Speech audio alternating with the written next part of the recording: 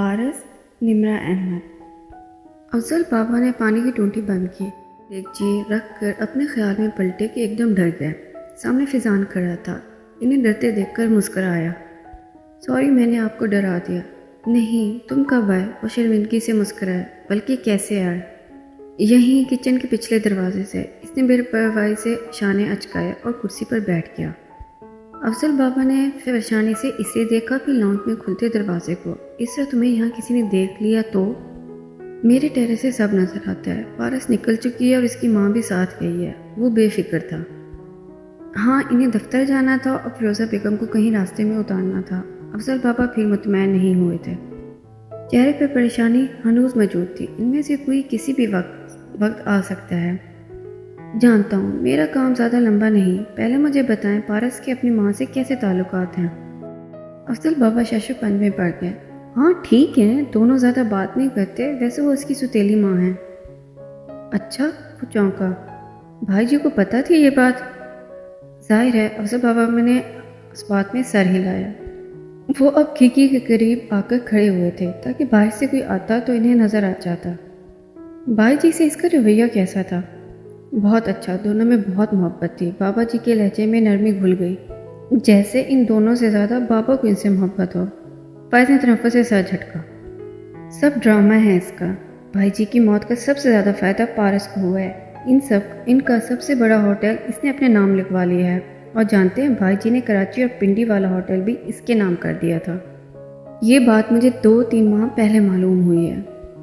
वो दबे दबे गुस्से से उठकर टहलने लगा। पता नहीं ऐसा क्या जादू किया इसने भाई जी पर कि वो इस पर सब लुटाते गए। अफजल बाबा बोले, वो इससे बहुत मोहब्बत करते थे फैज़ी बेटा। मुझे यकीन नहीं, मुझे किसी बात का यकीन नहीं। मेरे नज़दीक वो मेरे भाई की कातिल है और मैं अपने भाई के खून का बदला ज़रूर लूँगा। क्या करोगे तुम? अफजल बाबा खौफजदा नज़र आने लगे। वही जो इसने भाई जी के साथ किया। वो बेरहमी से मुस्कुराया, फिर सर झटका। खैर, आपने मुझे बताया था कि भाई जी के सर पर चोट से इनकी जैकेट की हुड भी फट गई थी। अफजल बाबा ने बामुश्किल इस बात में सर हिलाया। वो जो ये समझ रहे थे कि वो सिर्फ पारस से मुतनफ़िर है, तो वो गलत थे। वो तो बराबर का बदला चाहता था। वो जैकेट पारस ने संभाल रखी है, आपने बहुत पहले बताया था। जी, एक दिन कमरे की सफाई करते हुए मुझे वो नज़र आई थी। मुझे वो जैकेट चाहिए। वैसे बेटा, इसे शक हो गया तो वो मज़ीद परेशान होगा। बेफिक्र हैं, बस देखकर लुटा दूंगा, साथ नहीं लेकर जाऊंगा। अच्छा बैठो, लाता हूँ। वो घूम कैफियत में सर हिलाते अंदर चले गए। वो कुर्सी पर बैठ गया और सरसरी नज़रों से अतराफ का जायज़ा लेने लगा। चंद मिनट गुजरे तो वो आते दिखाई दिए। इनके हाथों में एक प्लास्टिक का पैकेट था जिसमें एक जैकेट तय की हुई नज़र आ रही थी। जल्दी से देख लो, वो आ ना जाए, वो तशवीश से कहते हुए खिड़की में जा खड़े। फाइज ने पैकेट मेज़ पर रखा, जैकेट खोली। इसमें से खून की बू अभी तक नहीं गए थे। इसे जैसे कभी धोया नहीं गया हो। पैकेट में बंद होने की वजह से बू अंदर ही थी।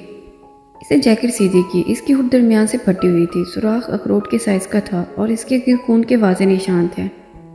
इसने हुड देखने के लिए जैकेट को ऊपर उठाया तो कुछ नीचे गिरा। छन छन छन। अफजल बाबा फैज दोनों चौंके। जैकेट के अंदर शीशे का एक टुकड़ा था जो फर्श से टकराया मगर टूटा नहीं। इसने हैरत से टुकड़ा उठाया, उलट पलट कर देखा। वो सुर्ख नहीं था, यानी जैकेट का खून खुश्क होने के बाद अंदर डाला गया था। वो धुंधला सा था। किस चीज़ का हिस्सा था कुछ कहा नहीं जा सकता था।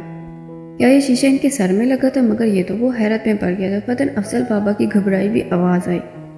फिरोजा बेगम आ गई, तुम जल्दी जाओ। करंट खाकर उठा और जैकेट तय करने लगा। अफजल बाबा ने तेज़ी से रोका। तुम जाओ, मैं कर लूँगा, बस जाओ।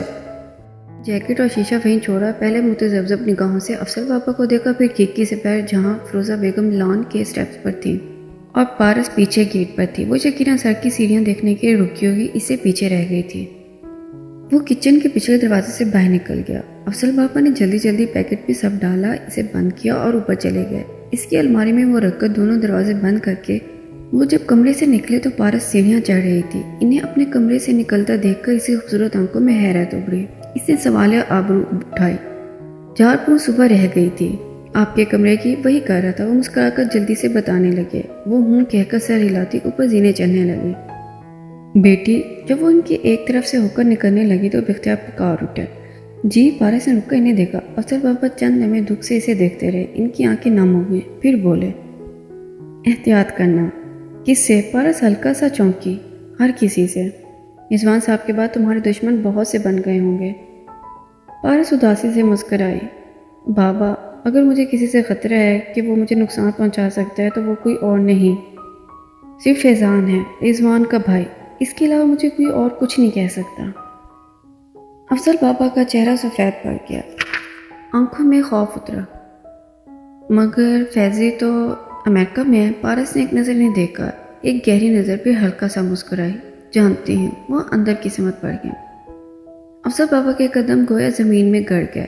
جانتی ہوں، وہ کیا جانتی ہے؟ رضوان حیات کے بنگلے کی عقبی طرف اونچا نیچا سا جنگل تھا، قد درخت، ویرانہ، خاموشی، دور کہیں جانور بولتے، پرندے چیختے تو زمین کا زندگی کا گمان ہوتا، ورنہ بس ایک جامد چپ سی تھی۔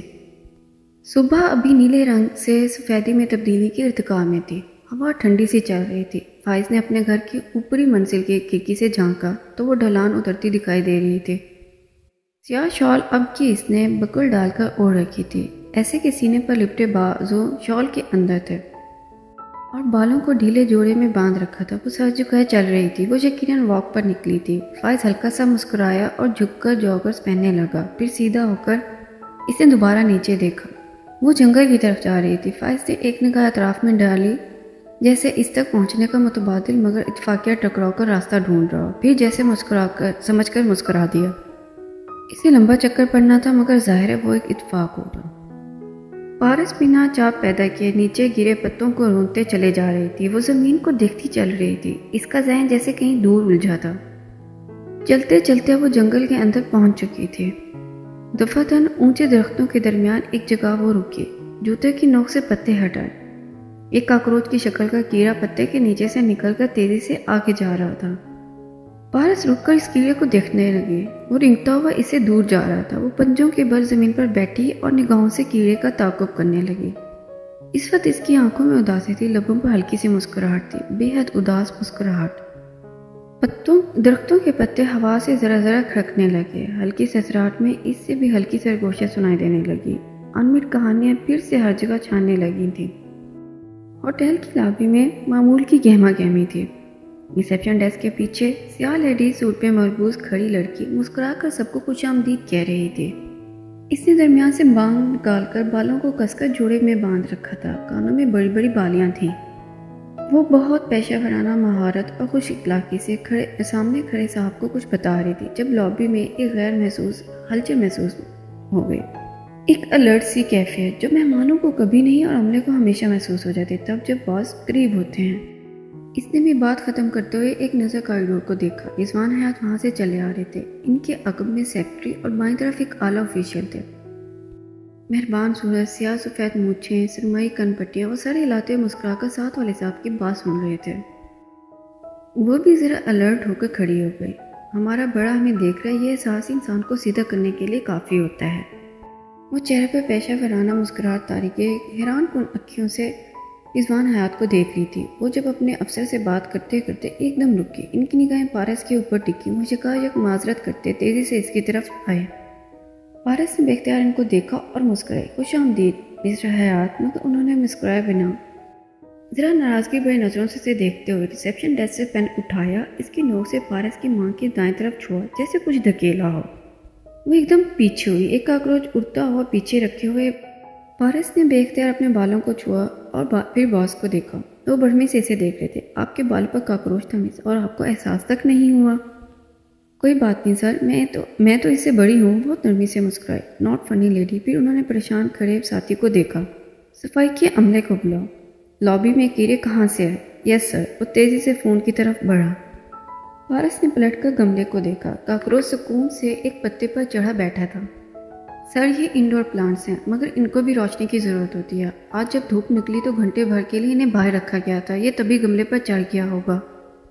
آپ یہ کہہ رہی ہیں کہ ہمارا صفائی کا عملہ اتنا بے پرواہ ہے کہ وہ اتنا بڑا کیڑا گملے میں نہیں دیکھ سکتا؟ پھر باقاعدہ سپرے نہیں کیے جاتے؟ سر سپرے کیے جاتے ہیں، ایسا پہلے کبھی نہیں ہوا۔ رہی اس بیچارے کی بات تو یہ کاکروچ ہے سر۔ ہیروشیما اور ناگاساکی میں جب ایٹم بم برسائے گئے تھے تو وہاں کتنے انسان مر گئے تھے، جو بچے ان کی نسلیں تک معذور ہو گئیں، مگر ایک چیز وہاں تب بھی اثر لیے بغیر مزے سے پی رہی تھی، اور وہ مسکرائی۔ کاکروچ۔ اب جس چیز کو امریکہ کے ایٹم بم نہیں ختم کر سکے، اسے سپرے اور دوائیں کہاں سے ختم کر سکتی ہیں سر؟ وہ بہت پرسکون ٹھنڈے مگر مؤدب انداز میں کہہ رہی تھی، آپ کو احساس ہے کہ ہمارے یہاں کون سے لوگ آتے ہیں؟ اعلیٰ پائے کے عہدیدار آتے ہیں، ملٹی نیشنلز آتی ہیں۔ اگر کوئی اس کا کاکروچ کو ہماری لابی کا فرش استعمال کرتے دیکھ لیتا تو وہ اسی سنجیدگی سے اسے دیکھ رہے تھے۔ سر، یہاں تو ہمیں ساری زندگی ہمارے اپنے رشتے استعمال کرتے رہتے ہیں۔ اگر ایک کیڑے نے ذرا سا فرش پر چل لیا تو کیا ہوا؟ اپنا دل بھی تو بار بار دھو لیتے ہیں، فرش بھی دھل جائے گا۔ پارس نے گہری سانس لے کر شانے سے ذرا سے اچکائے۔ وہ ہلکا سا چونکا اسے دیکھنے لگے۔ جب وہ کچھ دیر اور کچھ نہ بولے تو پارس مسکراہٹ پھیکی پڑ گئی، اسے جیسے معاملے کی سنگینی کا احساس ہوا۔ سر، میں آپ سے معذرت خواہ ہوں، آئندہ ایسا نہیں ہوگا۔ میں فرزانہ میڈم سے کہہ دوں گی، سارے عملے کو پھر سے تنبیہ کر دوں گی۔ میری بات کو درگزر کیجیے گا۔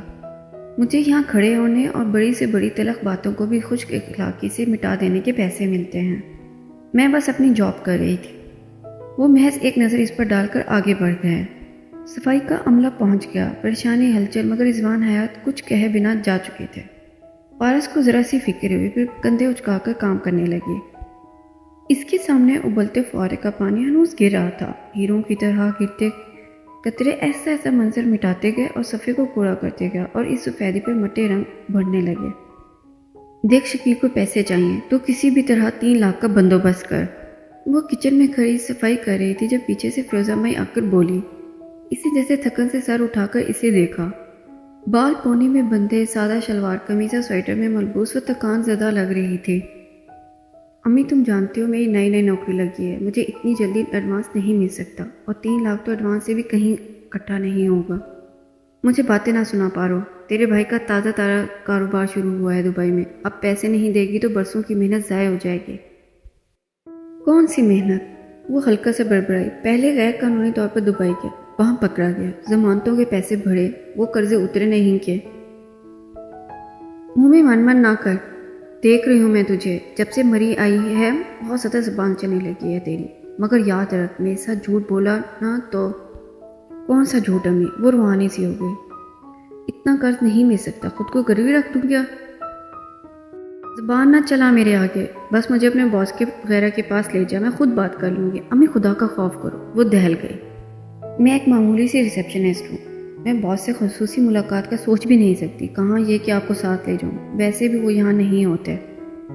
مجھے سب پتہ ہے، یہ ہمارے آس پاس ہوٹل کا عملہ ہی رہتا ہے۔ سن لیا میں نے کہ بڑے صاحب صبح سے ادھر ہی ہیں، اور فون بھی آیا تھا۔ ابھی تو رضوان صاحب نے بلایا اپنے آفس میں، شام 5 سے 6 بجے کے درمیان۔ بس میں تیرے ساتھ چل رہی ہوں۔ مجھے بلایا رضوان صاحب نے، مگر کیوں؟ وہ ہکا بکا کھڑی رہ گئی۔ یہ ڈرامے کسی اور کے سامنے کر۔ 5 بجے تیار ہے نا؟ میں بھی ساتھ چلوں گی۔ وہ نیلا جوڑا پہن لینا، وہ جیسے ہوش میں ہے۔ نہیں امی پلیز، کیوں بےزتی کرواتی ہو؟ انہوں نے مجھے ڈانٹنے کے لیے بلایا ہوگا۔ خدا کے لیے میرے لیے اور مشکلیں کھڑی نہ کرو۔ وہ پریشان ہو گئی۔ میں کچھ نہیں سن رہی، میں چل رہی ہوں تیرے ساتھ، دیکھنا وہ تجھے فوراً قطرہ دے دے گا۔ وہ حتمی لہجے میں کہہ کر دروازے سے باہر نکل گئی۔ پارس بے بسی سے انہیں جاتا دیکھتی رہ گئی۔ اس کی آنکھوں میں متوقع توہین کے احساس سے پانی بڑھنے شروع ہو گیا۔ میڈم آپ؟ پھولی سانسوں کے درمیان آتی آواز۔ یادوں کا بلبلہ ٹوٹا۔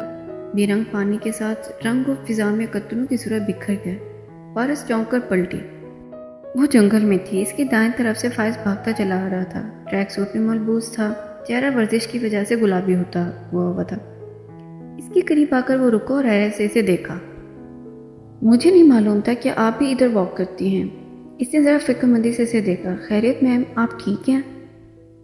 پارس نے جواب دیے بنا اسے مت دیکھا جہاں کیڑا رینگ رہا تھا، اور وہ ادھر نہیں تھا۔ وہ ہاتھ جھاڑتی اٹھ کھڑی ہوئی۔ ہاں تھینکس، کچھ کھو گیا تھا، تلاش کرنے کی کوشش کر رہی تھی۔ پھر اسے نفی میں سر ہلایا، مگر ہر کھوئی چیز واپس نہیں ملتی۔ اپنے ہاتھوں سے کسی کو کھو دو تو وہ کبھی واپس نہیں ملتا۔ فائز کے چہرے پر سایہ سا لہرایا، لم بھیج گئے، آنکھوں میں پتراہٹ آ گئی۔ کیا اس نے ابھی اعتراف ہی جرم کیا ہے؟ اپنے ہاتھوں سے بھائی جی کو کھونے کا مطلب انہیں جان سے مارنا ہے۔ پارس اسے دیکھے بنا سست روئی سے آگے چلنے لگی۔ وہ چہرے پر ڈھیروں سختی اور کرب لیے اس کے پیچھے قدم اٹھانے لگا۔ آپ نے کس کو کھویا؟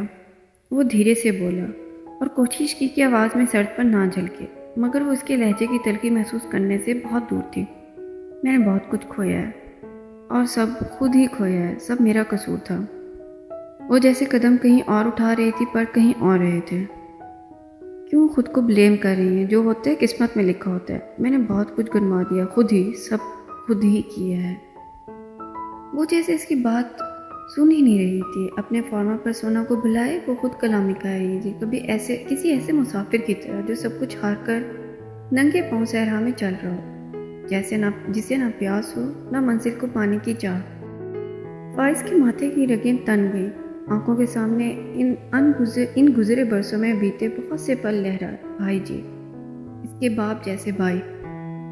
اس عورت نے خود ہی انہیں مار دیا اور اپنے ہاتھوں سے، اور کوئی اسے سزا نہیں دے گا. پارس آگے چل رہی تھی. وہ نامحسوس انداز میں جھکا اور جاگرز کے تسمے جلدی کھول کر نکالے، پھر ان کے درمیان گڑھا لگائی اور سیدھا ہو گیا. میڈم، آپ کو نہیں لگتا کہ آپ بیجا خود کو پریشان کر رہی ہیں؟ وہ اس کے عین عق میں چل رہا تھا. اس کی آنکھیں نفرت سے بڑی تھی. رضوان صاحب چلے گئے تو اللہ کی مرضی تھی. اب بھی بہت کچھ ہے آپ کے پاس، والدہ، خاندان والے، گھر، ہوٹل، بہت کچھ. وہ اب اس کے بہت قریب تھا. صرف ذرا سے بازو آگے بڑھا کر تسمہ اس کی گردن کے گرد لپیٹ سکتا تھا. پتہ نہیں فائز صاحب، آپ نہیں سمجھ سکتے. وہ سر جھکائے بولی تو واضح ہوا کہ وہ اس کے اتنے نزدیک موجودگی سے بے خوبی واقف تھے. چیزیں حیثیت نہیں رکھتی، انسان بھی نہیں رکھتے، اہم ہوتے ہیں رشتے. جب ہم سے چیزیں چھین لی جائیں تو دل ڈوب ڈوب کر ابھرتا ہے، مگر جب رشتے کھو جائیں تو دل ایسا ڈوبتا ہے کہ ابھر نہیں سکتا، سانس تک رک جاتی ہے. پھر زندگی میں کچھ اچھا نہیں لگتا. مجھے بھی کچھ اچھا نہیں لگتا پارس بی بی. مجھ سے میرا باپ جیسا بھائی چھین لیا تم نے. تمہیں حساب دینا پڑے گا، لازماً. اس نے تسمے ہاتھوں میں ٹائٹ کرتے ہوئے سوچا اور بازو اونچے کیے. پارس ایک دم رک گئی. فائز کے ہاتھ فضا میں ٹھہر گئے، سانس بھی ٹھہر گئی. پارس کی پشت ابھی تک اس کی طرف تھی.